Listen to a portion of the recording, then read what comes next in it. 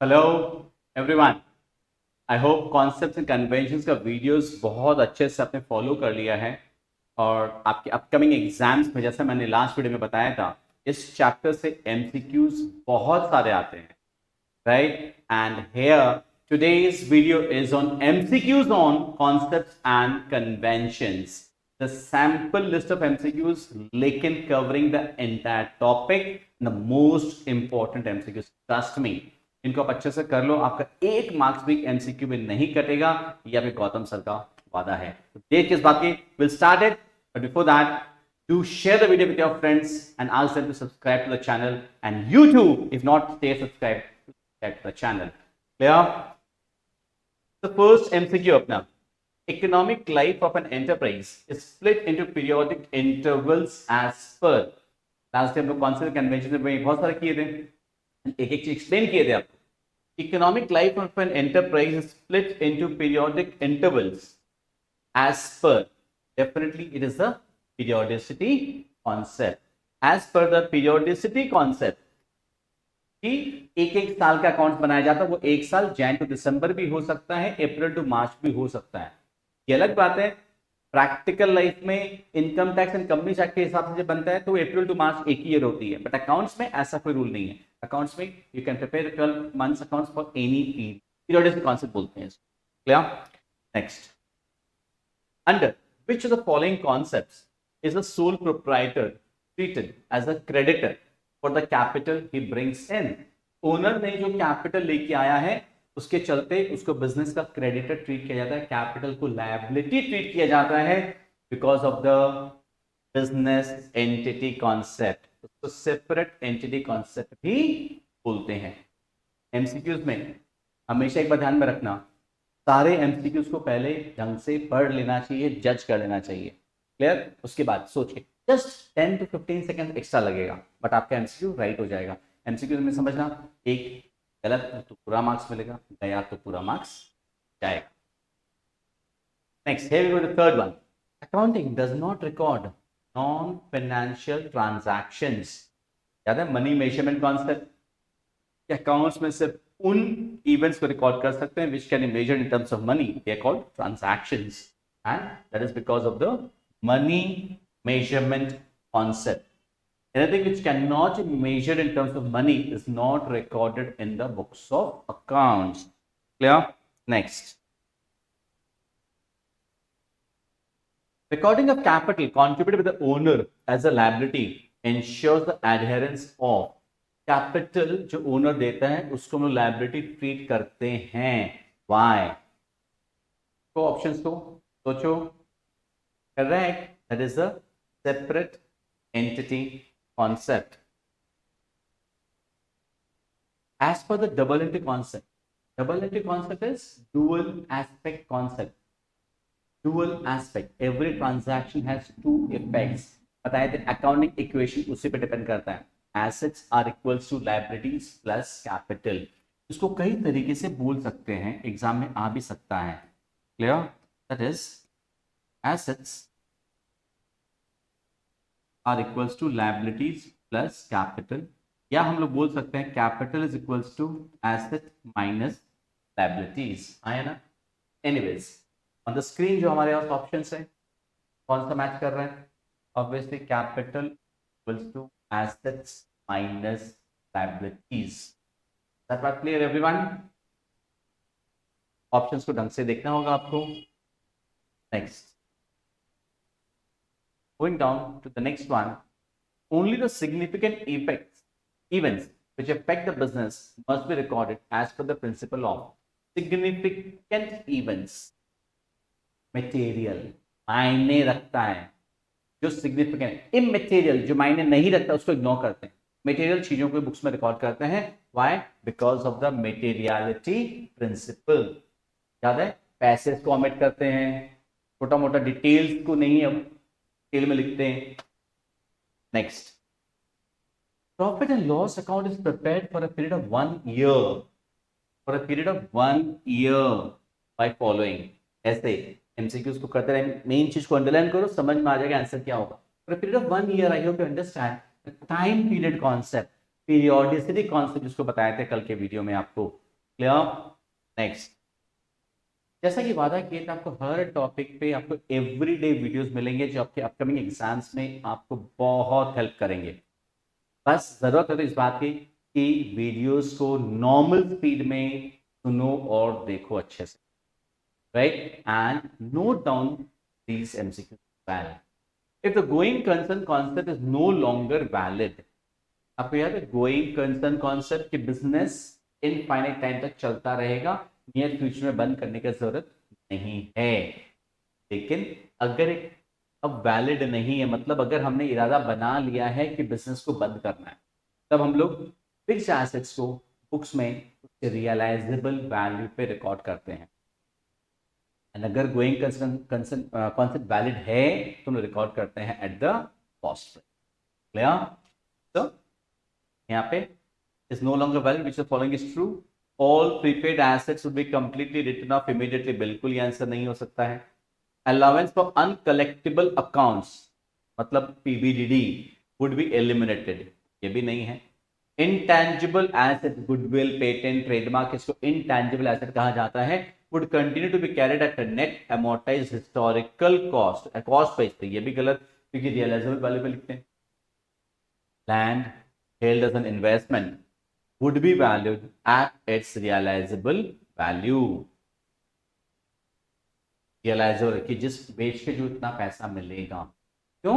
क्योंकि going concept valid, तो this is the answer. Going concept क्या बोलता है कि एसेट्स को, फिक्स एसेट्स को बुक्स में कॉस्ट प्राइस पे रखते हैं, लेकिन अगर वो अब वैलिड नहीं है, मतलब हमने बिजनेस को बंद करने के इरादा बना लिया, इसका मतलब ये नहीं, तब फिक्स एसेट्स को हम लोग रियलाइजेबल वैल्यू पे शो करते हैं, मार्केट प्राइस पे शो करते हैं। Clear? Next, recording of fixed assets, recording of fixed assets at cost ensures the adherence of fix assets को कॉस्ट प्राइस पे क्यों लिखते हैं? अब यहां पे आपको लगेगा कि आंसर है गोइंग कंसर्न, नहीं। गोइंग कंसर्न कॉन्सेप्ट ये बोलता है अगर गोइंग कंसर्न है तो फिक्स एसेट्स को कॉस्ट पे रखो, नहीं तो रियलाइजेबल वैल्यू पे। बट फिक्स एसेट्स को कॉस्ट पे रिकॉर्ड क्यों करते हैं? Because of the historical cost concept, या उसको कॉस्ट कॉन्सेप्ट बोलते हैं, not at the realisable value, right? Market price ये सब पे नहीं करते। नेक्स्ट क्वेश्चन आपके सामने स्क्रीन पे, ओमिशन ऑफ पैसे and showing the round figures in financial statements based on, पैसा लिखना क्यों ओमिट करते हैं? कल का एग्जांपल, आज अभी थोड़े पहले एग्जांपल दिए, because of the materiality concept. Next, x limited purchase, बहुत अच्छा एमसीक्यू है, ध्यान देना इस पे। X limited purchases goods for ₹5 lakh and sold 9/10 of the value of the goods for ₹6 lakhs. Net expenses during the year were 25,000. Company reported its net profit as ₹75,000. Which of the following concept is violated by the company? कल का video में शायद एक चीज रह गया था, matching concept. Matching concept क्या होता है उस बात को समझ लो पहले आप, कि एक साल में आपने जो इनकम अर्न की है उसमें से उस इनकम को अर्न करने के जितना एक्सपेंसेस लगा है वो उससे माइनस करो, मतलब मैचिंग करो, तब जाकर के उस पीरियड का करेक्ट प्रॉफिट या लॉस निकलता। आपको याद होगा बताया था, ये सारे जो कॉन्सेप्ट्स होते हैं ना, ये कंपनी के फाइनेंशियल स्टेटमेंट्स, मतलब पीएल बैलेंस शीट, ये बनाने में काम आता है। Trading account, PL account, balance sheet बनाने में ये सारे कॉन्सेप्ट्स काम आते हैं। मैचिंग कॉन्सेप्ट क्या बोलता है कि for determining the correct net profit of a period the expenses must be matched with the revenue. अब इसका क्या मतलब, यहाँ पे आपने 5 लाख का गुड्स परचेज तो किया था, बट उसमें से खाली 9/10 गुड्स ही बेचा है आपने, बेचा 6 लाख में है, खर्चा लगा था 25,000, आपने नेट प्रॉफिट दिखाया 75। साफ समझ में, आपने क्या किया, 5 लाख का परचेज, 6 लाख में सेल, 1 लाख यहां प्रॉफिट हुआ, एक्सपेंस 25,000, आपने नेट प्रॉफिट दिखाया 75,000। बट ये गलत है।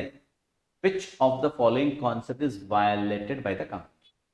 आप बोले क्यों गलत है? क्योंकि यार मैंने एक गोला मारा है, 9/10 गुड्स ही तो बेचा है, 5 लाख का पूरा गुड्स नहीं बेचा है, तो 110, 10,000 का गुड्स आपके पास बचा हुआ है। तो 6 लाख का जो गुड्स सेल किया आपने, 6 लाख का इनकम के लिए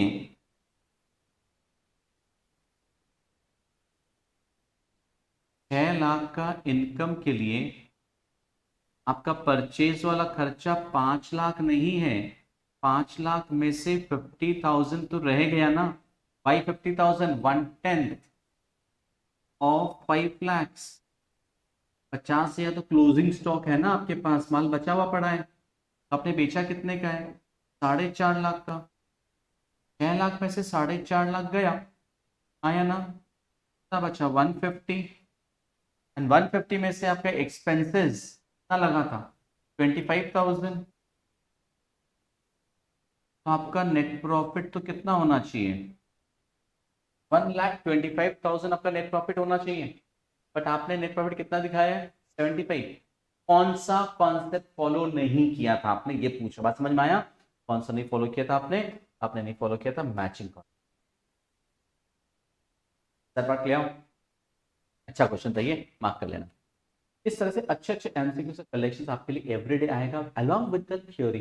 सिर्फ एमसीक्यू कराने से समझ में नहीं आएगा, you must know the concept as well, ताकि आपका अकाउंट बेस स्ट्रॉन्ग हो सके। एंड आपका अकाउंट का बेस ऐसा बना देंगे कि कोई हिला नहीं सकता है। Remember the no shortcuts to success. थोड़ा आपको मेहनत करना हो, शॉर्टकट्स लेने से सक्सेस नहीं मिल सकती। Clear? Hard work and smart work both are required. I understand smart work does not mean कि आप कर सकते। Yeah. So do follow the videos properly and do follow the channel। आपके लिए रेगुलर वीडियोस आते रहेंगे। एंड हमारा jetty का ऐप भी है प्ले स्टोर में, आप ऐप डाउनलोड कर सकते हैं and you can join our classes as well. Mr. Rohit, owner of Rohit Furniture Limited, owns a personal residence that cost to be 6 lakh but has a market value of 9 lakhs. During preparation of the financial statement for the business, the entire value of the property was ignored and was not shown in the financial statements. The principle that was followed was कि आपका जो personal residence है वो business का financial statements बनाने में ignore किया गया है। कौन सा प्रिंसिपल फॉलो किया है? Yes, that was a business entity concept. Separate entity concept. Business entity concept. Business अलग है, ओनर का पर्सनल ट्रांजैक्शन, ओनर का एसेट्स, ओनर का वो बिजनेस के बुक्स में नहीं आ सकता है। Which of following concepts assume that a business will last indefinitely, infinite time तक चलता रहेगा? कौन से कॉन्सेप्ट के चलते? I hope that's a going concept. Which concept requires that those transactions which can be expressed in terms of money should be recorded in the books? Try this out yourself. Yes, that's correct. Money measurement concept. आपसे request करूंगा, आप comment section में जरूर से बताएं कि आपको MCQs के वीडियोस ऐसे चाहिए या लाइव चाहिए, ताकि आप भी सॉल्व करके कमेंट सेक्शन में आंसर लिखें, या what else do you want. I love to hear from you all. Write comment in the comment section कि आपको क्या चाहिए, right? Next, Guru Limited purchased machinery for rupees 10 lakh. Installation charges 20,000। Machine का कितना हो गया? 10,20,000। Market value 12 lakh. Company valued the machine eight market price at the end of the year 12 lakh. कौन सा कॉन्सेप्ट वायोलेट किया है, मतलब कौन सा कॉन्सेप्ट फॉलो नहीं किया है? ऑब्वियसली कॉस्ट कॉन्सेप्ट बोलता है कि फिक्स एसेट्स को कॉस्ट प्राइस पे रखना चाहिए, 10 लाख प्लस 20 से 10 लाख 20 पे रखना चाहिए था, बट आपने मार्केट प्राइस पे रखा। कौन सा कॉन्सेप्ट वायलेट किया आपने? कॉस्ट कॉन्सेप्ट का वायलेशन हुआ है। Next, provision for discount on debtors. आपको याद होगा principle of conservatism, prudence principle बताए थे, which states anticipate and provide for all losses but do not anticipate any gains।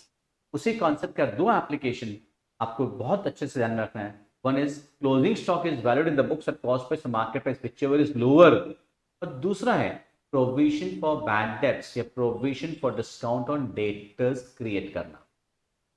Provision for discount debtors is made due to the concept of conservatism। The fundamental accounting assumptions. I hope you'll remember yesterday's class. The तीन fundamental accounting assumptions GCA: going concern, consistency, and accrual. So going concern, consistency, and accrual. So 1, 3, and 4. The answer is option number B. So 1 है, 3 है, and 4 है. Clear? Next question आपके सामने screen पे. Debtors 50,000. A provision for bad debt is created at 5% according to which concept? Debtors 50,000 है, provision for bad debt is created 5% according to which concept? PBDD कौन से concept के चलते बनाते हैं? प्रूडेंस प्रिंसिपल या फिर कंजर्वेटिज्म बोलते हैं उसको.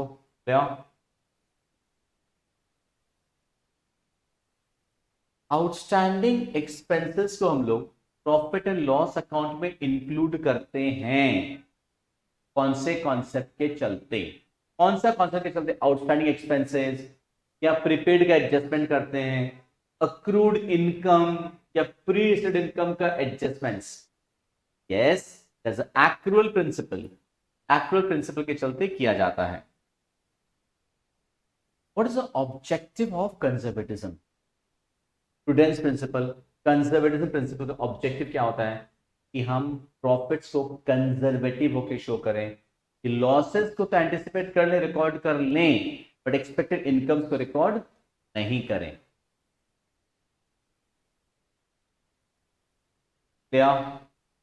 Next, contingent liabilities are shown in the footnote of balance sheet as per which concept? Listen carefully. There was one more thing just left out in yesterday's video. जैसे linked रहेंगे. There is one principle called disclosure principle. And उसके पहले आपको ये पता होना चाहिए what is a contingent liability. बहुत इंपॉर्टेंट थ्योरी है. कंटिजेंट लायबिलिटी का मतलब एक ऐसा आइटम जो फिलहाल राइट नाउ जब आप बैलेंस शीट बना रहे हो, फॉर एग्जाम्पल आप बैलेंस शीट बना रहे हो 31 मार्च 24 का, आप 31 मार्च 24 का बैलेंस शीट बना रहे हैं. कोई ऐसा आइटम जो आज की डेट में लायबिलिटी नहीं है आपके बिजनेस के लिए, लेकिन फ्यूचर में ऑन हैपनिंग और non happening of N uncertain future event वो आइटम आपके लिए लायबिलिटी बन सकता. क्या बोले? आज वो लायबिलिटी नहीं है, बट फ्यूचर में कोई घटना के घटने या न घटने पे वो आइटम आपके लिए लायबिलिटी बन सकता है. तो वो आइटम आज की डेट में तुम्हारे लिए कंटिजेंट लायबिलिटी है. कंटिजेंट लायबिलिटी को बुक्स में रिकॉर्ड नहीं करते, लेकिन बैलेंस शीट के बाहर, बैलेंस शीट बनाने के बाद बाहर में एज अ फुटनोट उसको डिस्क्लोज किया जाता है. डिस्क्लोज किया जाता है because of the disclosure principle. That is called the disclosure principal.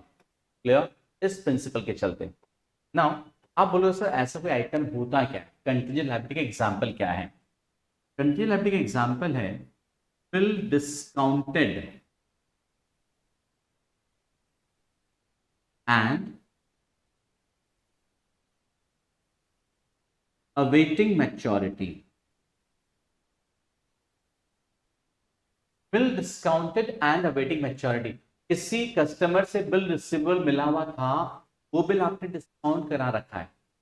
31 मार्च 2024 की बैलेंस शीट बना रहे हो, सपोज आपने 15 मार्च को कोई बिल डिस्काउंट करवा लिया था. इस बिल का ड्यू डेट सपोज आने वाली जुलाई में है. बिल आप जो बैंक से डिस्काउंट करा लेते हो ना, bill receivable, on the due date अगर सामने वाला पार्टी जिससे आपको ये बिल मिला था, अगर वो बिल का पेमेंट नहीं करता है, बैंक वाला आपको पकड़ेगा, बैंक वाला आपसे पैसा ले लेगा, मतलब आपका लायबिलिटी बनेगा अगर वो पेमेंट नहीं किया तो. अगर पेमेंट कर दिया तो आपकी लायबिलिटी नहीं बनेगा. तो discounted bill dishonoured will be a liability on that date. तो अभी फिलहाल ये क्या है? Contingent liability. एग्जांपल्स याद रखना दोस्तों, दो, एक ये और एक होता है pending litigation in a court of law.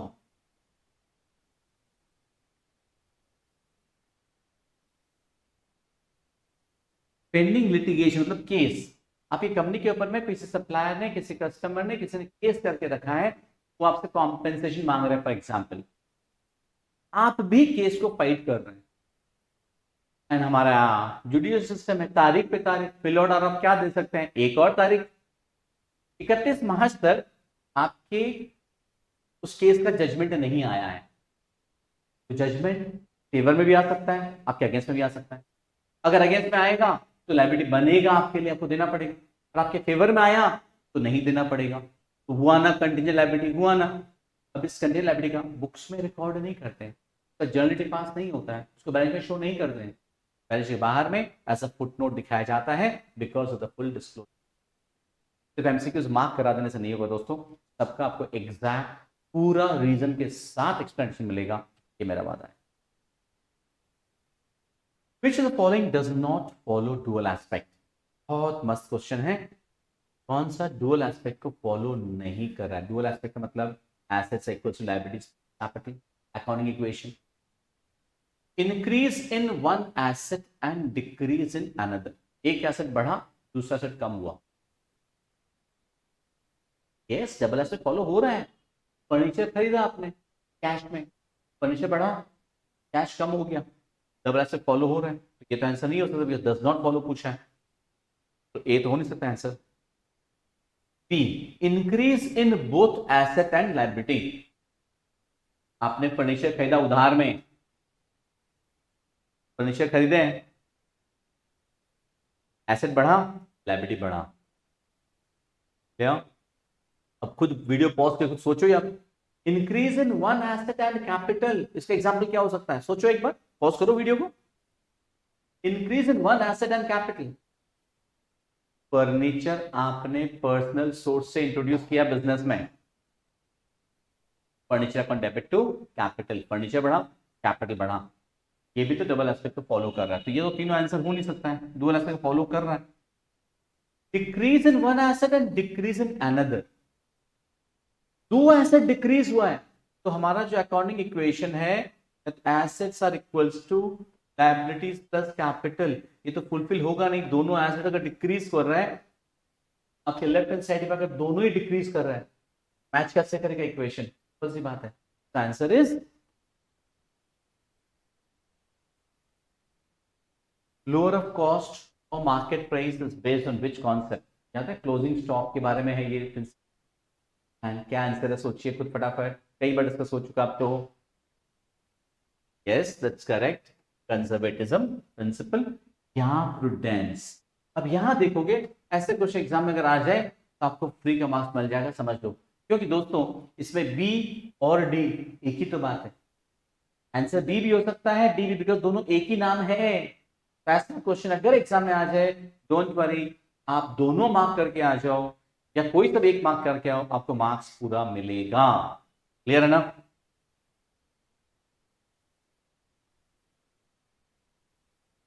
Provision for bad debts is made due to the principle of, कि मालूम ही है अपना conservatism principle, right. Next, the accounting equation, dual aspect concept याद है, accounting equation assets are equals to liabilities plus capital, that is based upon which concept? Obviously dual aspect concept। MCQs में options को धीरे धीरे ध्यान से 5-10 minute time लेके जज करने के बाद मार्क किया करो। अक्सर क्या होता है ना, लव एट फर्स्ट साइट हो जाता है, पहले नजर में प्यार, एंड वहीं पे क्या होता है, ऑप्शन गलत हो जाता है। जैसे आपको लगा ऑप्शन ए देखा, टिक मार दिया, या ऑल ऑफ द दिस देखा, टिक मार दिया, भाई पूरे ऑप्शंस को जज करो अच्छे से आप। Next, dash concept is a basic idea that the business is separate from the owner. Finally, you answer yourself. Dash concept is a basic idea the business is separate from the owner. Yes, that's the right answer. Entity concept. The owner of a business included his personal medical expense, company's income statement. मतलब profit and loss account में अपना personal medical खर्चा को show कर दिया। कौन सा concept violet किया, कौन सा नहीं फॉलो किया है, बताइए कौन सा नहीं फॉलो किया, जज कीजिए। Obviously entity concept, separate entity concept को फॉलो नहीं किया है वो, इस पर्सनल खर्चा अलग है, बिजनेस खर्चा अलग है। Next, money owed from an outsider, दूसरों से जो पैसा मिलना बाकी है वो क्या होता है? Definitely that is a asset from an outsider. अगर टू एन आउटसाइडर होता तो लायबिलिटी होता है, to an outsider, from an outsider है इसलिए वो क्या है? एसेट है। Clear? GAAPs are generally accepted accounting principles. What are gaps? Gaps are generally accepted accounting principles. कल के वीडियो में पहला स्लाइड यही था आपके लिए। डबल एंट्री प्रिंसिपल किसे कहते हैं? Double entry principle, writing the same entry twice? Obviously not. Writing all the entries twice, हर एंट्री को दो दो बार लिखे? नहीं। Having debit for every credit and credit for every debit. Equal debit and equal credit. That is the double entry principle. No inference of profit. No inference of profit. मतलब profit को infer नहीं करना, anticipate नहीं करना का मतलब ये होता है। And the provision making policy for all possible losses, losses का प्रोविजन करना, इनकम का एंटिसिपेट नहीं करना, कौन सा प्रिंसिपल है? Obviously conservatism. क्या?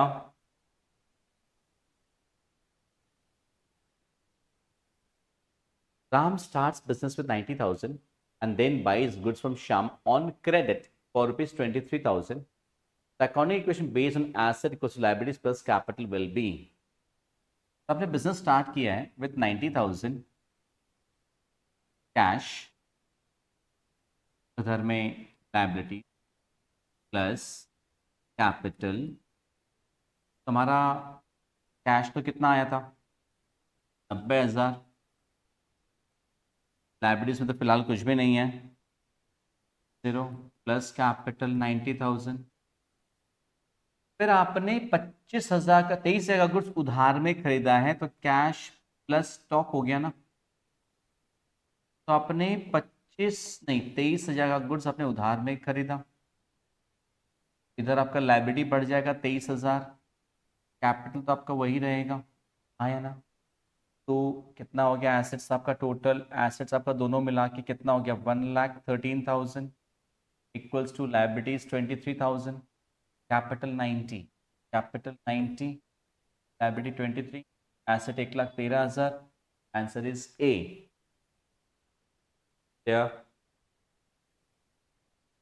Which financial statement represents the accounting equation assets equals to liabilities plus owner's equity? कौन सा फाइनेंशियल स्टेटमेंट तो याद है? फाइनेंशियल स्टेटमेंट बता दे, ट्रेडिंग अकाउंट, पीएल अकाउंट, जिसको हम इनकम स्टेटमेंट बोलते हैं, बैलेंस शीट होता है, कैश फ्लो स्टेटमेंट होता है, ये सब फाइनेंशियल स्टेटमेंट्स होता है। Assets equals to liabilities plus capital balance sheet show करता है, बैलेंस शीट में asset side and liability side होता है।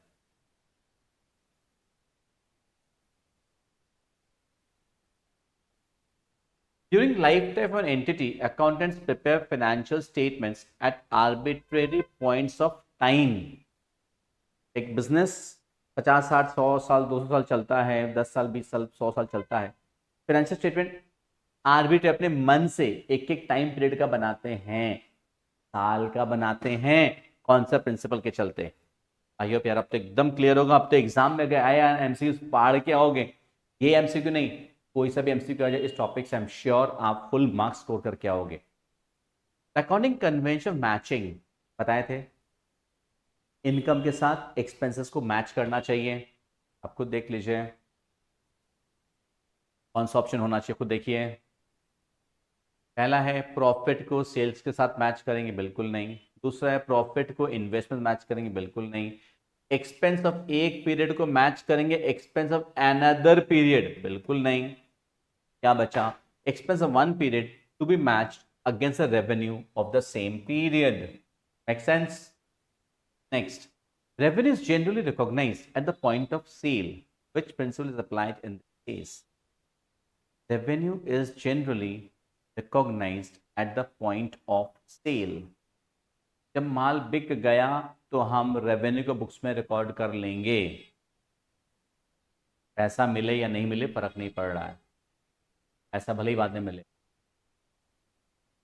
Correct, accrual principal, accrual basis पे। Which method of accounting is commonly adopted by the business concerns? कौन सा method of accounting? Cash method होता है।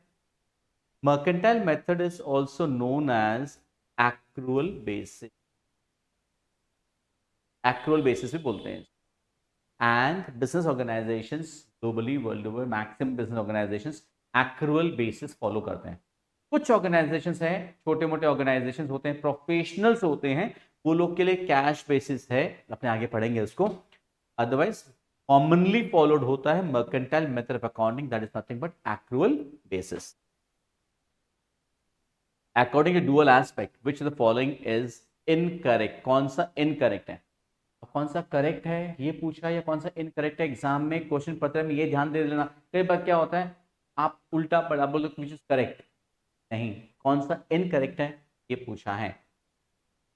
Increase in one asset and decrease in another, ये तो correct है, याद होगा, फर्नीचर खरीदे कैश में, फर्नीचर आया कैश गया। Decrease in one liability and increase in another liability, ये भी तो करेक्ट है। एक लाइबिलिटी बढ़ा, दूसरा लाइबिलिटी कम हो गया। क्रेडिटर्स को आपने बिल्स पेबल इशू किया, क्रेडिटर्स कम हो जाएगा, बिल्स पेबल बढ़ जाएगा। Decrease in both asset and liability, ये भी तो सही है। कैसे? क्रेडिटर्स को पेमेंट कर रहे हो आप तो क्रेडिटर्स कम हो रहा है, कैश भी तो कम हो रहा है, कैश भी तो एसेट है। तो according dual concept which the following is incorrect, या तीनों तो करेक्ट हैं, इनकरेक्ट कोई सा भी नहीं है। Which concept holds that transactions recorded at the time when it takes place and not when the settlement takes place? Transaction को तब रिकॉर्ड करते हैं जब वो होता है, सेटलमेंट कब हो रहा है उससे फर्क नहीं पड़ रहा। ट्रांजैक्शन को तब रिकॉर्ड करना है जैसे जैसे ट्रांजैक्शन हुआ उसको बुक्स में रिकॉर्ड कर लो। सेटलमेंट कब हो रहा है उससे फर्क नहीं पड़ता। That is a accrual concept. And the expenses and incomes pertaining to full trading period are taken to the profit and loss account of business irrespective of their payment or receipt. Payment किया या नहीं किया, expense incomes हुआ है, उसको हम लोग income statement में लेंगे। कौन से प्रिंसिपल के चलते हैं? I you understand, that is because the accrual concept. Clear? तो फ्रेंड्स, ये था हमारा आज का video on MCQs on concepts and conventions, and along with the MCQ try to again explain you the basics of this chapter. I hope you like the video, and as asked comment section में जरूर से लिख देना कि आपको और क्या further improvement चाहिए इन वीडियोस में। Keep loving and keep supporting। आपका एक छोटा सा प्यार, या वीडियो को शेयर कर रहे हो, सब्सक्राइब करो चैनल को, लाइक करो वीडियोस को, इतना सा ही प्यार चाहिए। यही हमारे लिए एक मोटिवेशन होता है कि हम दिन रात मेहनत करके आपके लिए वीडियोस बनाएं। ट्रस्ट में, ये आधा घंटा का वीडियोस रिकॉर्ड करने के पीछे हमारी कई घंटों की मेहनत होती है, कई घंटों का रिसर्च होता है, उतना सा मोटिवेशन आपसे चाहिए। Thank you and all the best.